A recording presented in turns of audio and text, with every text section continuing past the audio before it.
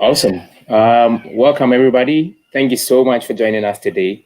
If you are wondering what is Dawood wearing, because you've not seen me in okay before, it's some swag from the Ignite happening right now, and we hope you enjoy this talk. Today with me is Rahat, and Rahat will be talking about huge amount of things for you, and it's really an important topic to go from software developer to AI, and we are really excited to have Rahat here. And we have Praveen in the chat saying he's waiting, so we can all wait to hear from Rahat, and we wouldn't take much time. But so we start, let me quickly play some intro video, then we get started. Okay. Just to be reminded, you are on the Global AI, channel, and we are so much excited to host you. We have an upcoming session next week, and in October, in October 8th, and we can wait to have you all in the chat again. So let me play this quick intro, and then we get started. Hey, my name's Akanksha Malik, and I'm from Melbourne. Excellent, Sami. It's Val here. Hi, I'm Alan Smith. Hi, I'm Amy. Hey, name Tess. I come from Spain. I'm Prasant from California. 大家好，我是卢建辉。My name is Lance. I'm Rahat Yasir from Australia. Hi, I'm Jennifer Marsman from the United States. Hi, I'm Advita Gupta from India. Hi, I'm Matthew Renton from the USA. I'm George Bizak from California. Hi, Medin Ali Dawood, Greece, Africana. Hi, I'm Ana Famana. Merhaba, ben Türkiye'den Daron Yönden. Hi there. Hi. Hi. Hi. Hi. Hi. Hi.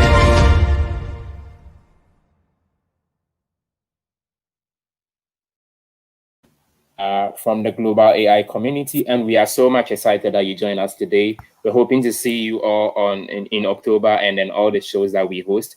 It is for your benefit and our benefits, because we love sharing knowledge, and we are so much excited today to have Rahat.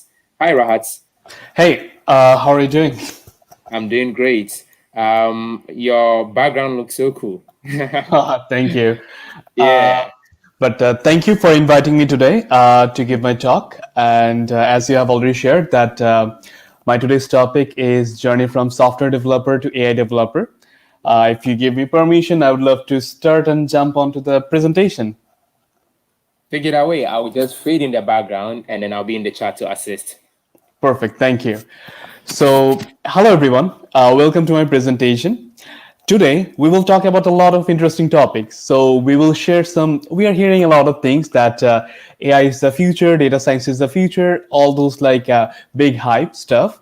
But today, instead of as a software engineer or an IT professional, as you're planning to learn AI and data science, I will tell you what are the ways to learn it, what are the things, what are the skills that you need to acquire, what are the stats that you need to know, what are the job roles that are evolving or evolved last few years because of this AI revolution.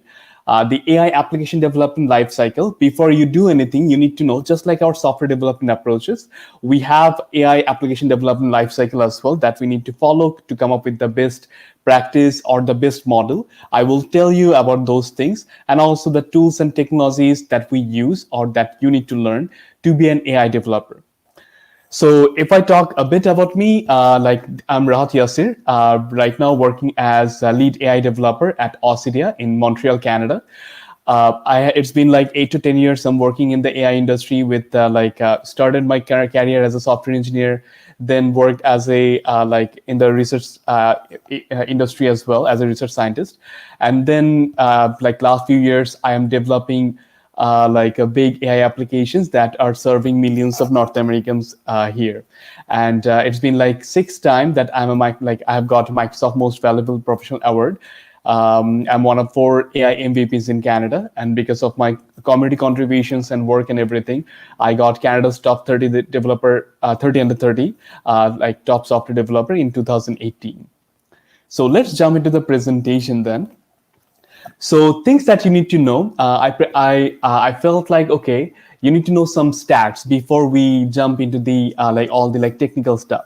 The first thing is, You need to know that by 2025, it's 2020, the AI market is expected to be almost $126 billion. And in 2018, it was 10.4. So you can see how it's growing. It's getting massive. And AI can increase business productivity by 40%. Now you can ask, like, how can AI can increase the business productivity by 40% of any business?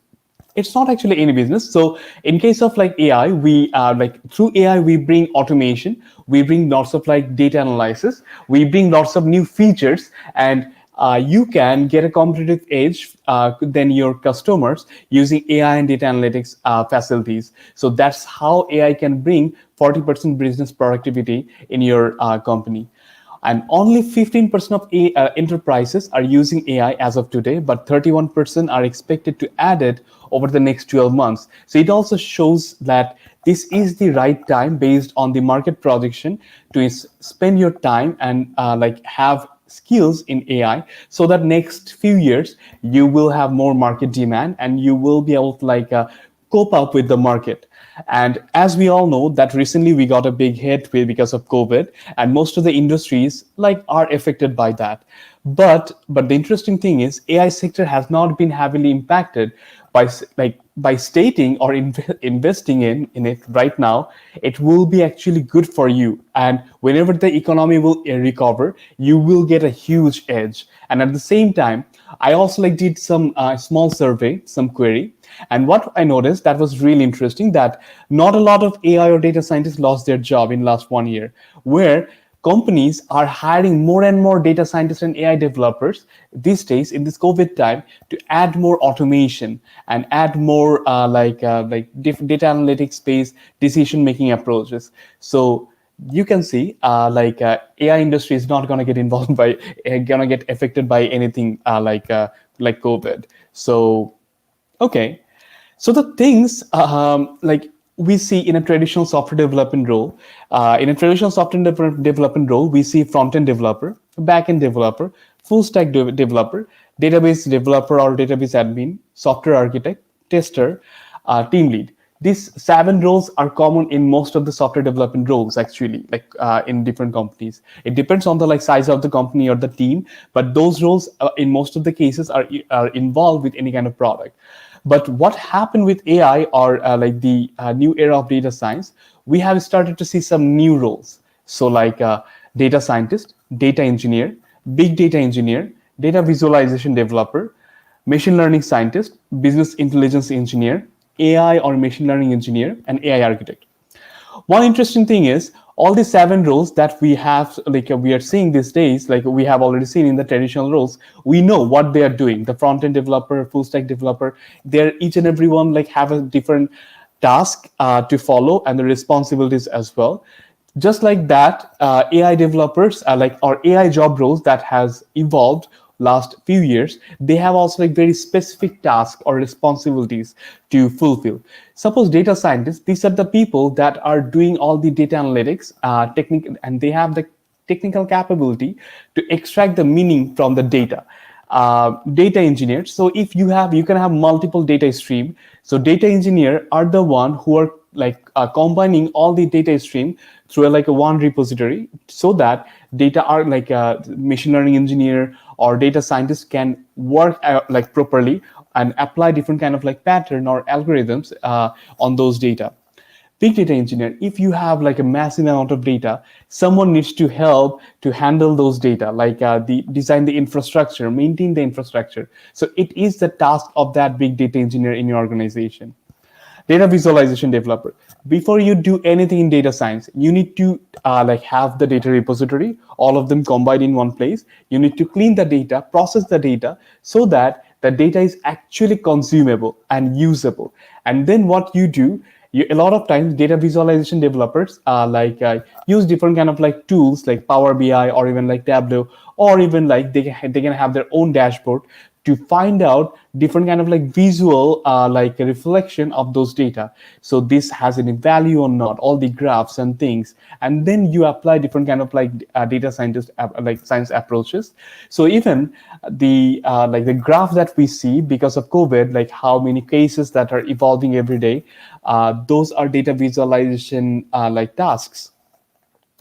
Then we have machine learning scientists. So machine learning scientists are the one who are designing all the custom algorithms. So they're the one, they're looking at the data, they are experienced in mathematics and like statistics, those cases, and algorithms as well. And they come up with, sometimes they tune the algorithm, optimize the algorithm, or even come up with their own custom algorithm so that it perfectly works for your organization and within that infrastructure and on that data. Then we have business intelligence engineer. So we all know about BI tools. So business intelligence engineer is more involved with the BI tools and the data, so that you can have a data-driven approach to solve complex problems. Then AI and machine learning engineer. This is the role, and the AI architect. These are actually close to software engineers, to software developers, or even full stack developers. So obviously you need to learn a bunch of things to evolve as an AI or machine learning engineer or AI architect.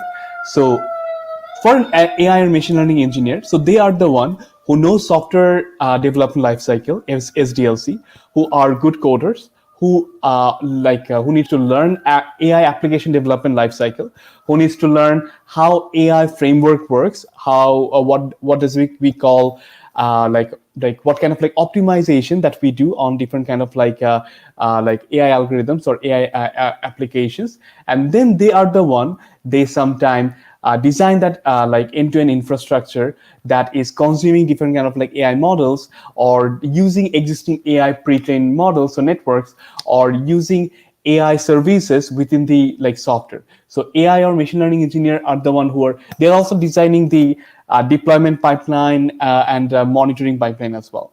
And the AI architect, they're also mostly software engineers, but they have extensive knowledge in AI and data science domain, and they offer this one. They design the they know about the architecture of the existing system, and they know what are the best ways to add different kind of AI components and data science components within that architecture. So they modify that architecture, applying all the best practices of AI domain, and then it evolves as in a perfect manner.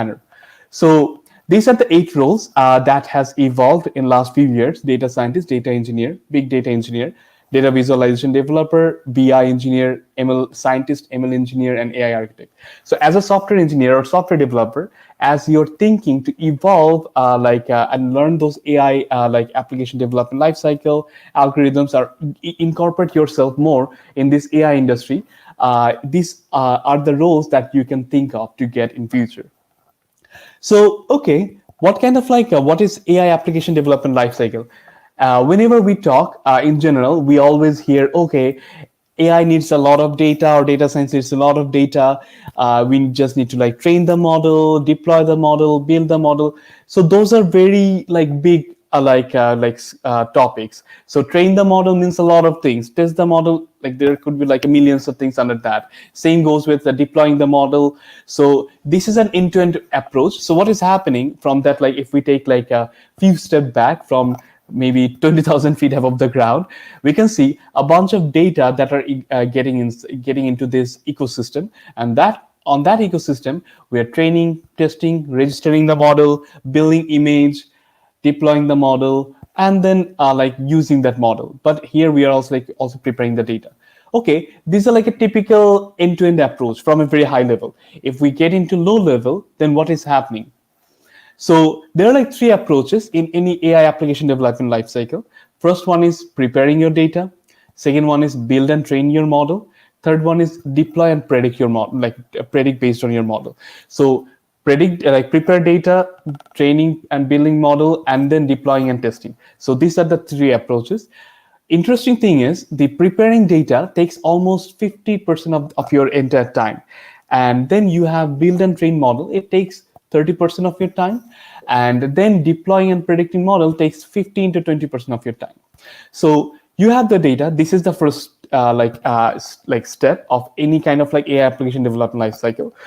So once you have the data from different data sources, you are ingesting the data in a pipeline, or in a unified repository, where all the different streams of data are coming, and then they are storing in one place, where you can apply different kind of data processing approaches, like data wrangling, data transformation, data validation, data featureization.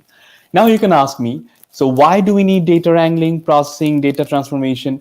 So it's not like machine learning is not that intelligent that you can just like feed any kind of data and it will give you spit out any kind of model. No, that's not how it works. You need to take the data and you need to modify that data in a way that it is consumable by the model. If it is not consumable by the model, then and it's like it's full of noise, then the data will give you random information and it will generate garbage result. So you cannot afford to do that. And sometime what happened, that the column of data that we inject, we need to suppose if it is a date of birth, so it is in like string format, but you need to convert it into like a date time format. So that is a data transformation. And sometime you are designing a model where the date of birth is there, but date of birth cannot be a good feature.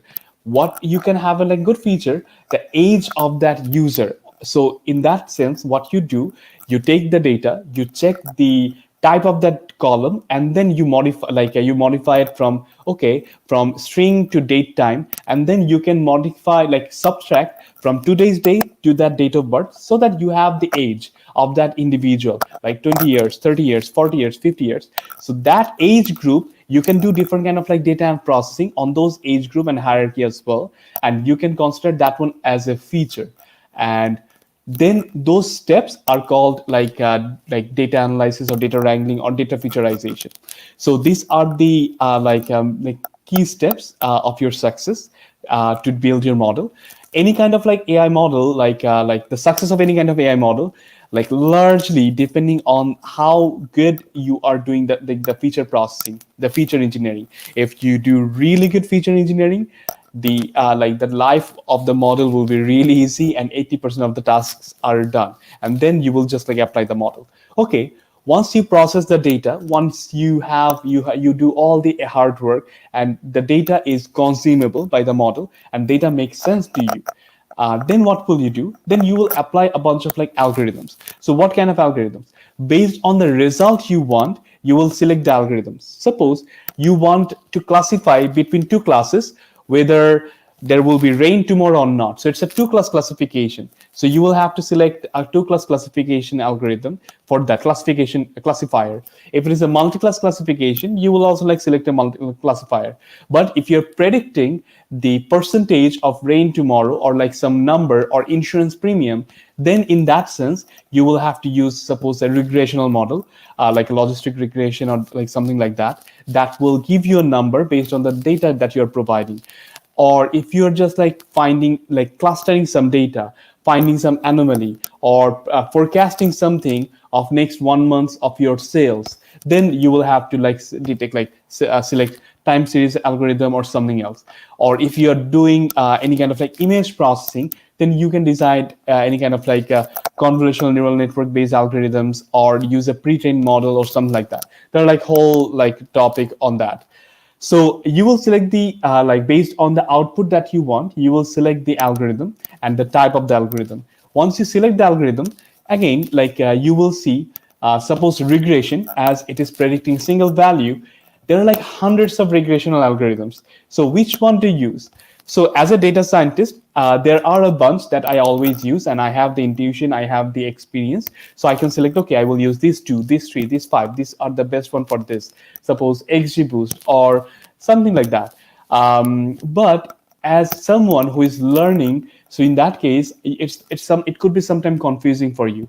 So what you can do is you can select, you can use AutoML platform. Suppose as your automated machine learning, whenever you select a regressional problem, it automatically applies 48 or 50 plus like algorithms on the featureized data, so that you have a leaderboard of all the algorithms with all the combinations and all the results, and you will just select the best algorithm with best combination and the best result. So it makes your life very easy. But again, if you want to do it by yourself, you can also do that.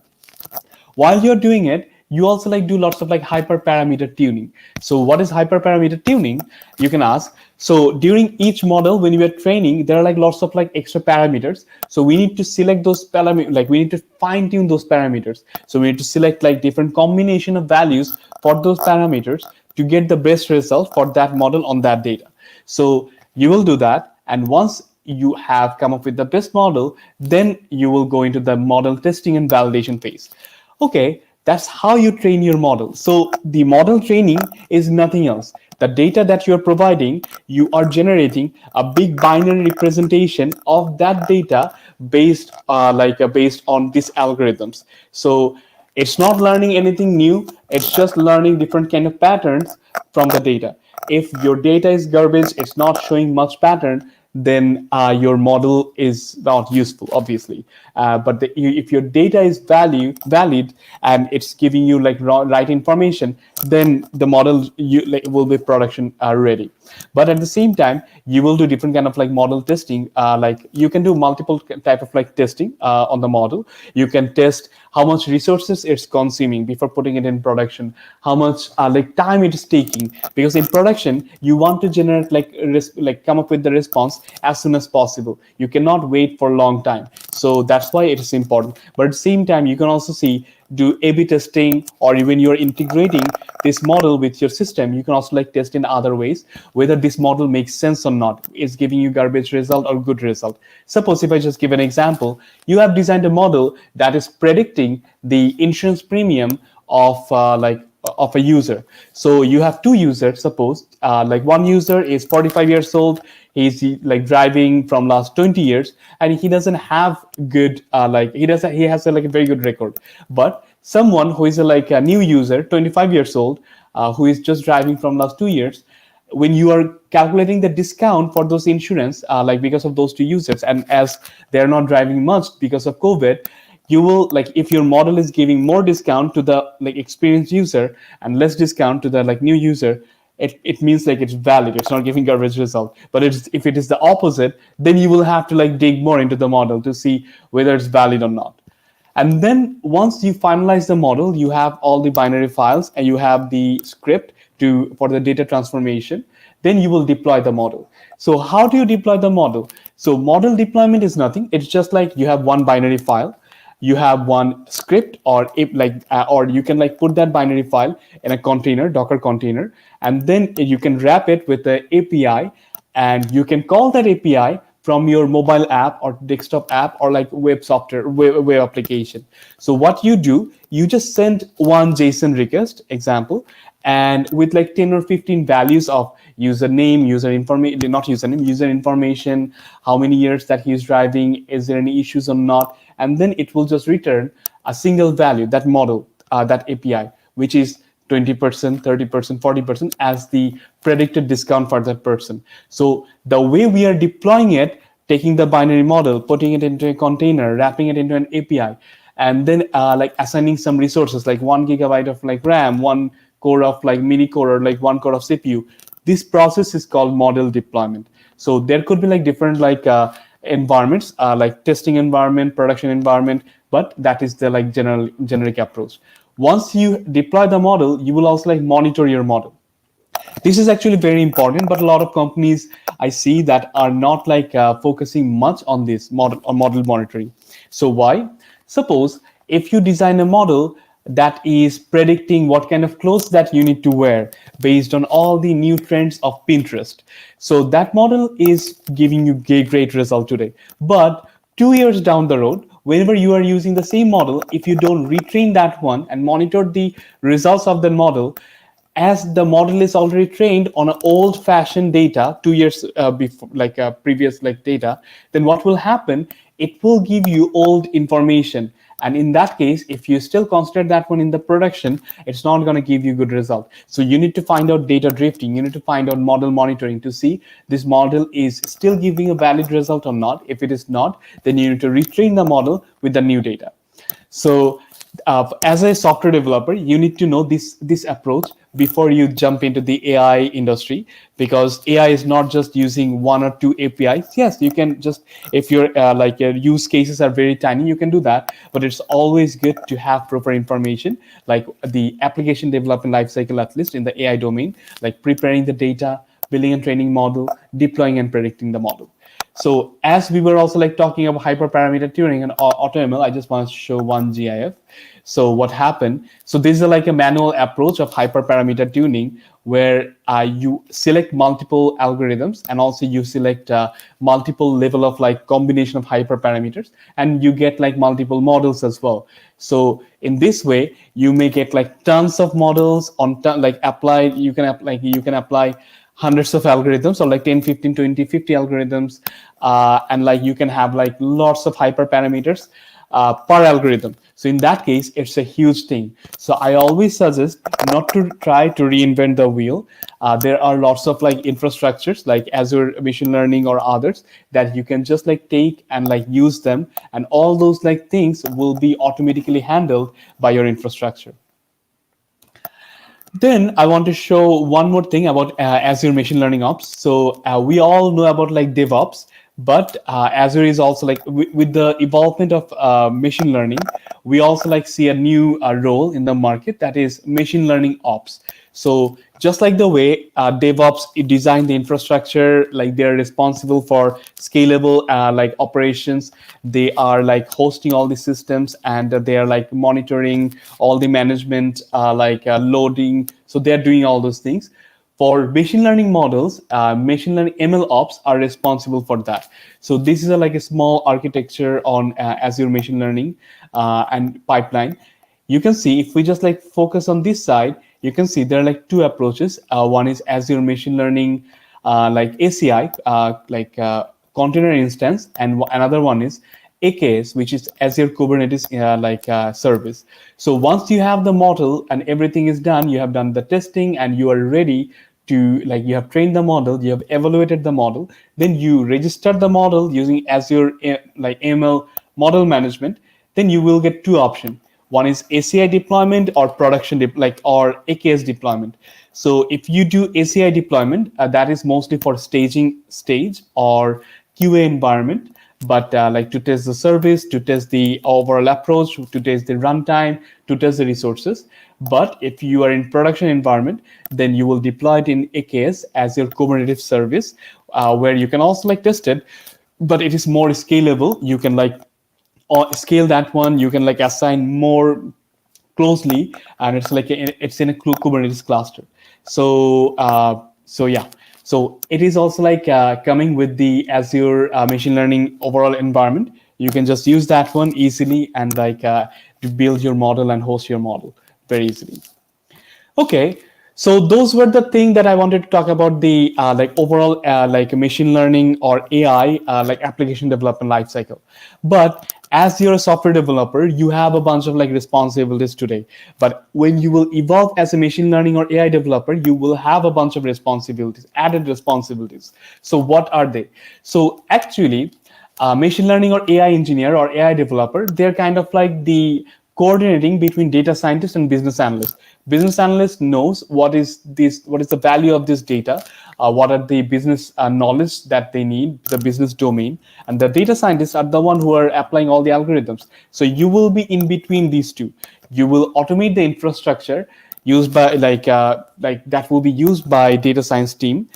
You will train the AI. You will help data scientists to train the model using different methodologies, or you will scale that overall infrastructure so that data scientists can do their operations on those cloud environment. You will convert machine learning models into APIs. Sometimes, like if it is a big organization, then like you will need like all the like separate roles. If it's not that a big organization, it's like a small team, then like an AI developer can use those cloud infrastructure on tools to do the training, all the like hyperparameter tuning, come up with the model, even like host the model in that infrastructure as well.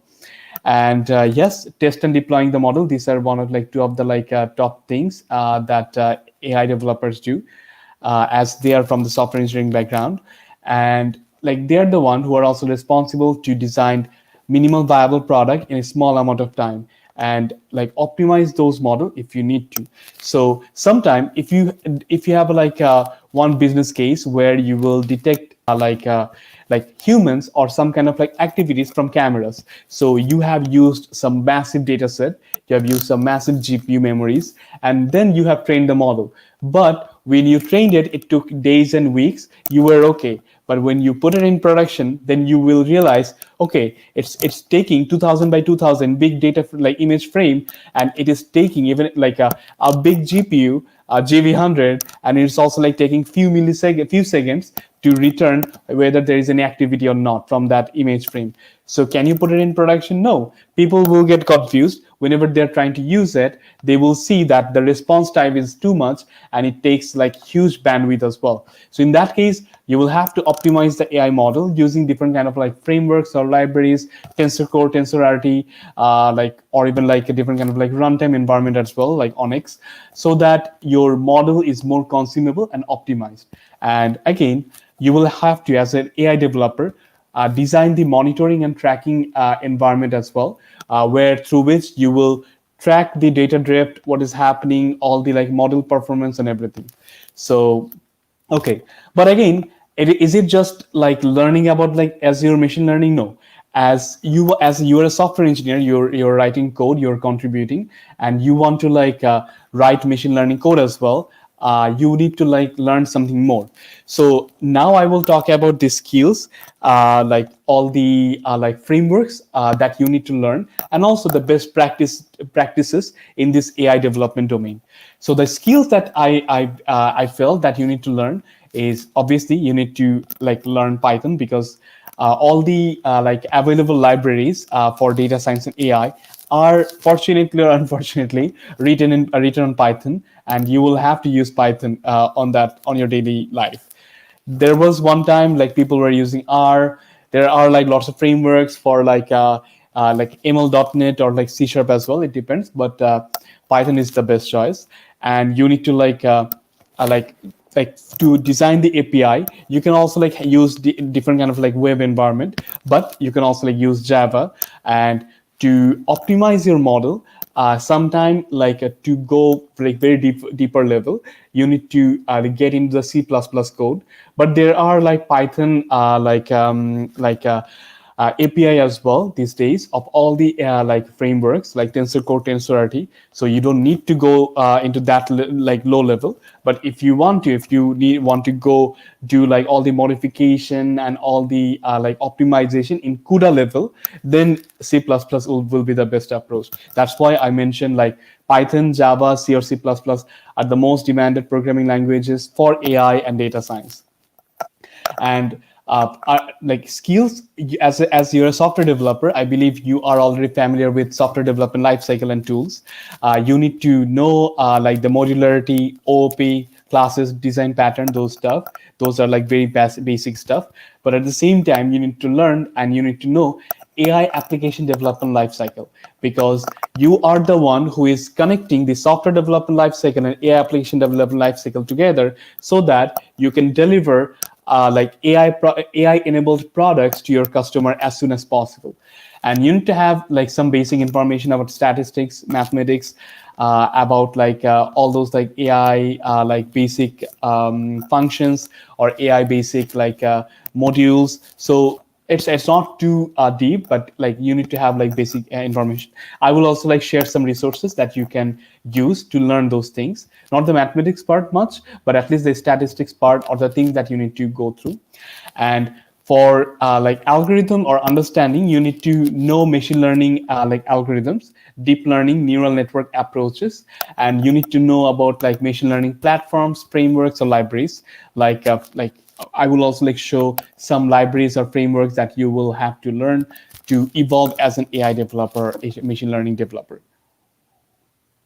Okay, let's move forward. So as you are also like evolving as an AI or machine learning developer, you have worked in the software industry, you are going to learn, use those like skills, you will add those skills, but you need to know few more things like data. So as you have worked with different kind of like image data, audio data, text data, so we in data science or AI domain, we we call those in different categories. Suppose like category 1 data is text or tabular data or number data. 60% of the models are in production in North America are based on category 1. Then we have category 2. Like suppose whenever you're checking your weather app, your weather app is telling, hey, the like current like weather is 14 degrees Celsius in Montreal, Canada. So that 14 degree, this 14 number is predicted, or the predicted weather will be like tomorrow will be 14 degrees Celsius. This predicted the value is just returning you a single value based on a bunch of value that you have sent on that API. So what are those values? It could be your current location, like all the other information. And like this approach is following this category 1 data. Then the category 2, we all are having conversations sometime with Alexa, Google Home, or even like Siri. So the conversation that we do, the audio transaction, like conversation, is called or even like the chat conversation. It is category 2 data. So 25% of the models that are in production in North America are category 2. And the third one is all the image or video-based analysis that we do, like facial recognition, or finding something, object detection, or tagging a friend on Facebook. Those are category 3 data. Those are image or video based, and 15% of the model in production in North America are category 3. And the interesting thing is the complexity of the model and the computational resources that you need to build those model increases from category 1 to category 3. So category 1 requires least amount of data with least amount of resources, where category 3 needs like most amount of data with most amount of resources. And after the data, we need to know what kind of algorithms you need to be familiar with. If you're working with a bunch of like data scientists or machine learning scientists, they're using different kind of like algorithm name or information. You need to know what kind of like input those algorithms are taking, what kind of like output they're generating, what kind of like pattern they have. So few of the algorithms that I will suggest you to learn are, suppose, convolutional neural networks, which is also like falling under the deep neural network category. Transfer learning. There are like so many things and fascinating stuff about AGI, artificial general intelligence or transfer learning. You can like check that one on YouTube or like other places. It's very fascinating.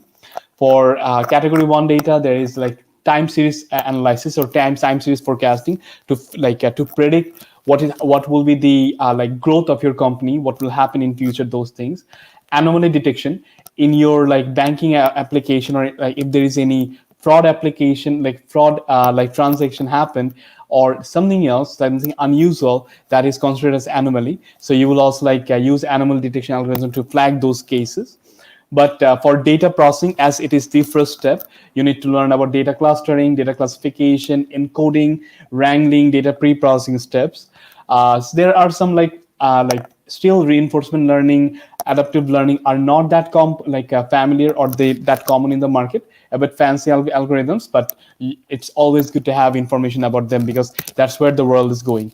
But again, as for general approaches, multi-class classifier, decision trees, XGBoost, different types of regression algorithms, these are the basic algorithms you need to know or you need to learn at least what is happening, what is the output that it generates, what is the input it takes, and what kind of computational capability it needs to do that kind of training. Okay, and for the frameworks or libraries, I will suggest you to at least go through this, pandas or Dask data frame, pandas data frame, to do that kind of do operation based on those tabular data. The Plotly, Dask, scikit-learn, scikit-image, those are open source libraries. You can just download them and play with them. There are a lot of algorithms are already built in over there. You can just easily use them. OpenCV for all image processing applications, or a lot of functions are already there. It's very easy to use. TensorFlow, if it is too much to use raw TensorFlow code, you can always use Keras. It's an API on TensorFlow, so that it's way easier to use, and in few lines, 10 to 15 lines, you can build a small model and train a small model based on image or any kind of data that you're providing. Or even PyTorch, it's also another very famous model. XGBoost, that is one of the most like popular algorithm as a like classifier or like regressional approach. So you should learn that one. Or Spark data frame if you want to do like a big data processing. That's another case. To recreate like that's also like a recommendation engine based like model like pre-trained network library.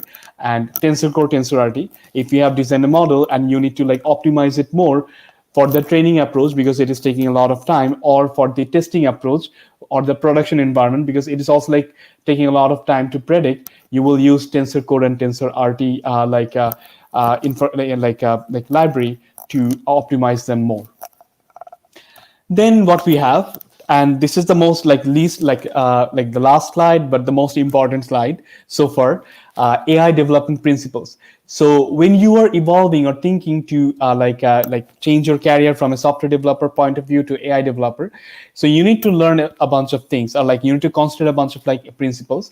But another thing I want to like mention about the market, like suppose if a company or like a team needs 10 software developers, one architect, two database person, two designer, three designer, that company needs two or three AI or data science developers. So it's not like all the jobs will be replaced by AI and data science. No, you need to know about the ratio, and you need to, as a software developer, if you add those skills, it will always give you a huge competitive edge in the market, and you will always land with a bigger salary, bigger job, like and you will move forward in your career as well. And that's what the market is also expecting. There is a huge shortage of good machine learning scientists or research scientists. So what is happening right now, software developers are evolving as a machine learning developer or AI developer by learning those things. So as you already know the coding, you are just adding your skill on those new frameworks, libraries, and those languages and the approaches. You are it's way easier for you to evolve as an AI developer in that manner. So the AI development principles that you need to follow, always POC, design your proof of concept to test early and fail early. Why?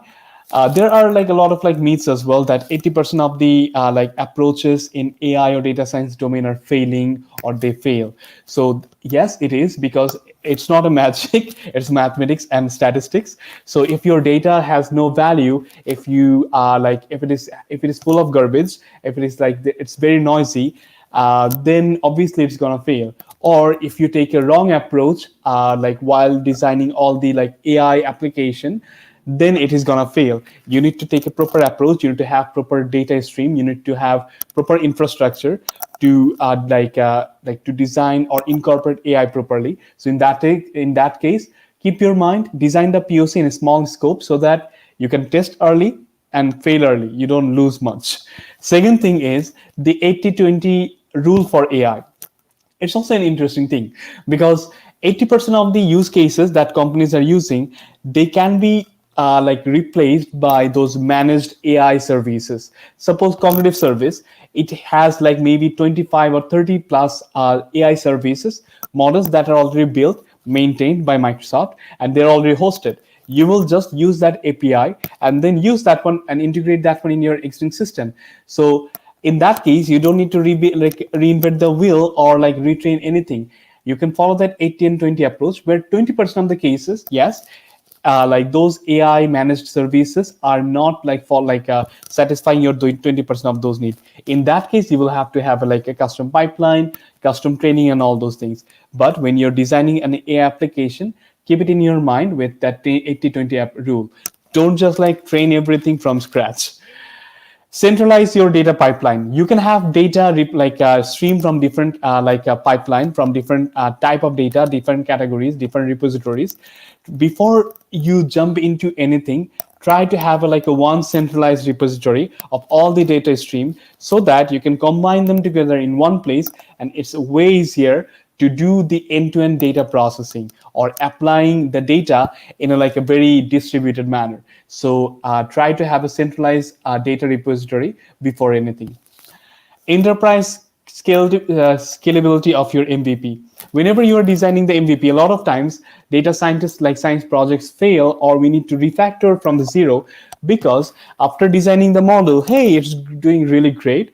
let's put it in production. When you're putting in production, you realize, okay, the code is garbage. It's not ready for the production. We need to rewrite the entire thing. We didn't think about the architecture. So whenever you're designing the MVP, keep it in your mind that you may have to like put it in, you will have to put it in the production and have the enterprise scalability option, and which is also like included the production mindset. Like when you're designing an approach, yes, like it is a POC, you may fail, but design it in a way in proper cloud like infrastructure and the manner that you can, it is always production ready, and you can just scale that one and boom, it is ready to serve millions of your customers. Just like the way the Azure machine learning infrastructure is designed, you can easily use that one. It is always enterprise scalable and production ready. And leverage distributed training mechanism. So if you have a big database, if you like don't distribute the entire training data and do the training in a distributed manner, it will take days, years, hours, and weeks to have the model. You can like do small scope of training, but it is not going to give you the good result. So leverage distributed training mechanism. Whenever you are deciding your infrastructure, keep it in your mind. Based on that, talk to some expert and then design your infrastructure as because as it will be scalable and it will have it has like enough opportunities for distributed training mechanism. And deploy in cloud heavy and light edge. So that's another interesting thing. So the whole world is also moving towards the edge or IoT. So yes, your IoT device can communicate to the cloud and then back and forth can take the data, add some bandwidth or like a network overhead, send the data, get the result. But a lot of times those edge devices needs to like generate the result right away. So you can always have the compact version of your model. You will have to have like some like a trade-off by sacrificing some accuracy level, but it depends on the number. But when you're deploying, keep it in your mind that you may have to deploy on the cloud, heavy edge devices, or even light edge devices. Yes, you are designing AI and data science, which is also like R&D, but don't forget to add testing pipeline on your model. Don't forget to do A/B testing so that this model is not garbage. It has automated testing approach and it's always ready. If it is failing, it's always giving you the red flag. And monitoring data drift, as I have already given you a couple of examples about data drift, this is also like very, very important. So monitoring, having the pipeline or the repository where yes, you are predicting based on the live data, but you're also like you also maintain a feedback loop based on your live data and historical data, so that you can monitor the data drifting and say, hey, the model is getting invalid, you need to retrain that one. That's it. And I want to share some resources. As you guys are software developers, I believe you want to learn data science and AI. Some of the key resources that I find like for you guys, so that it's not too complex, you won't get frustrated, but at the same time, it will keep your energy and your interest while you are learning and evolving. So there is a Channel 9 AI show. I will recommend everyone to watch that one. There are like 160 or 180 episodes. They have talked about all the algorithms, machine learning approaches, and it's amazing. It's very easy. Each of the shows are 10 to 40 minutes long, sometimes 1 hour. So you can just watch that. I really like this book, Approaching Almost Any Machine Learning Problem. As a software engineer, it's giving you the sense of understanding how to approach, by Abhishek Thakur. You can try that one. A bunch of Microsoft AI MVPs or Microsoft Azure MVPs have written a book, Microsoft AI MVP book, a practical guide to Microsoft AI, written by 17 MVPs. You can also try that one. It is covering almost everything on Azure machine learning. As you need to know a lot of terms, a lot of small stuff about the validation, training, testing, all those scopes. I will suggest you to go through the 100-page machine learning book. It's very popular these days, and it will give you, it's not going to give you extensive information, but it will give you enough information to have a communication and have the understanding how an AI end-to-end approach looks like. I will also suggest you, if you want to get into hands-on like a Python coding, hands-on machine learning with scikit-learn and TensorFlow, but Geron. So that is also like a very useful book. And the last but not least, which is Art of Azure Machine Learning. It is not available yet. I am writing this book, and it will be published with a press publication next year, like around spring 2021. So keep it in your mind. I am writing this one for everyone that are not data scientists, so that you can learn data science and AI and use data science and AI in your daily life in a very easy manner. So this one. And that's it, my 55 minutes of presentation. I'm Rahat Yasir. My informations are here. If you want to contact me, connect me on LinkedIn or tweet me, feel free to do that. Thank you for attending this session. And if you guys have any question, please ask me.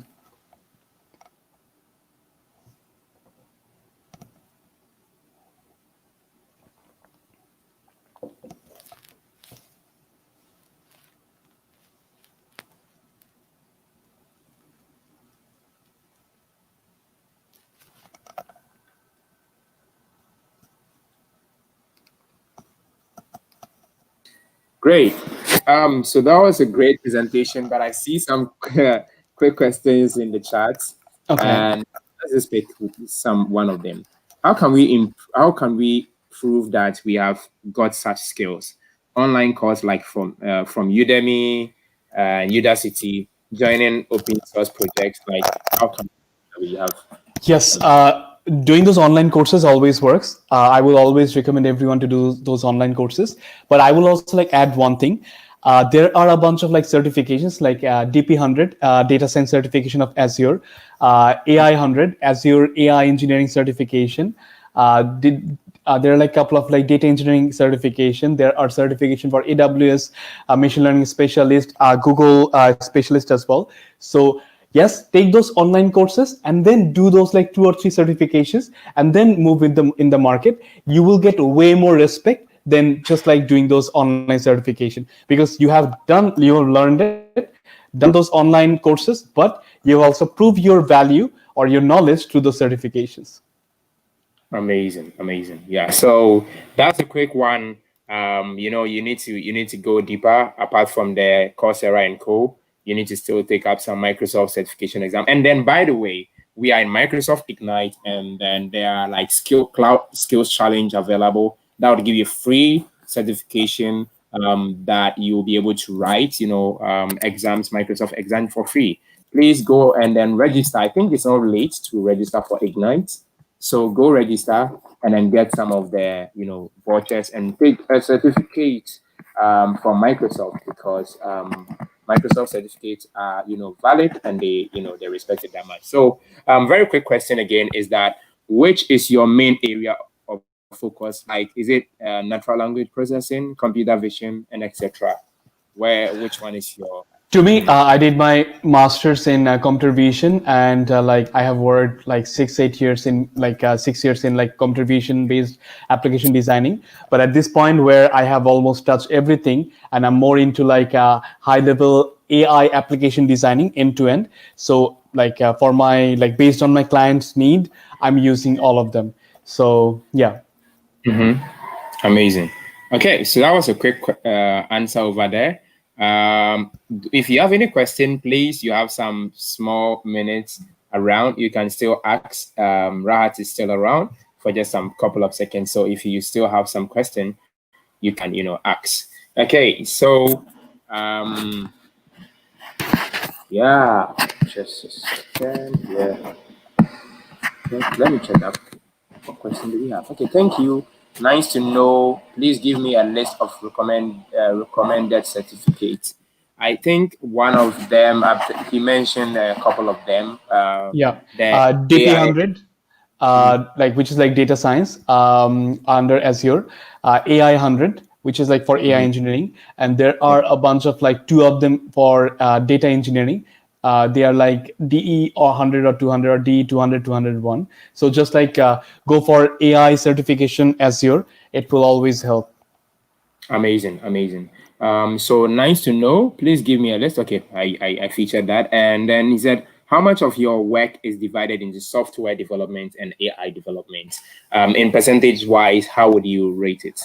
So in percentage wise, like I will put like 30% on the software development, 70% on the AI plus infrastructure. So AI just is not about the algorithm. It's about the overall infrastructure, how we are connecting, like what kind of model we need to use.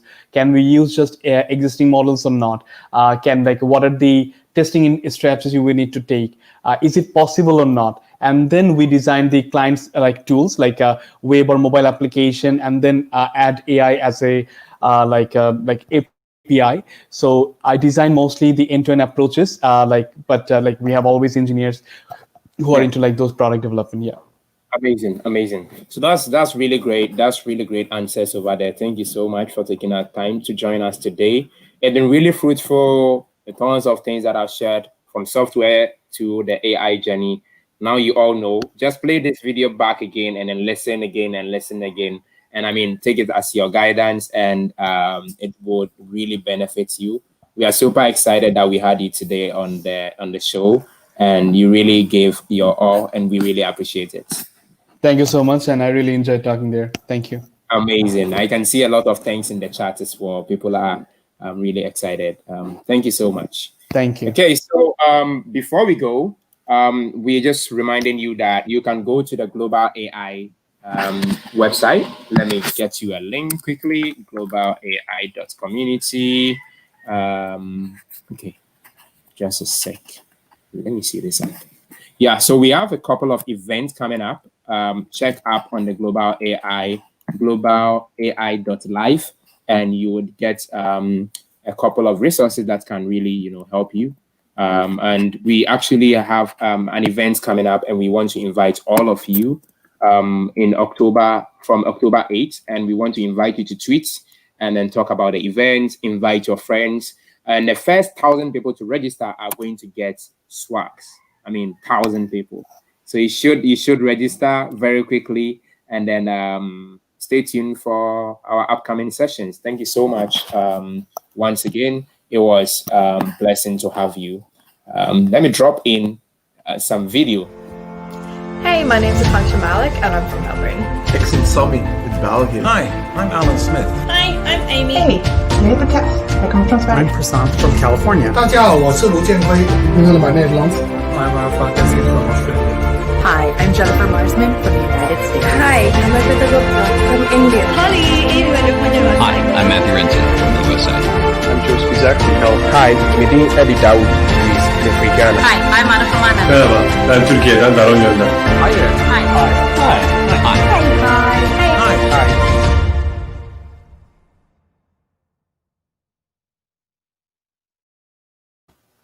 My name is Dawood Idris, and I'm here with Nasir, and then we are so much excited that you took time to join us. Please follow us on Twitter, follow us on LinkedIn.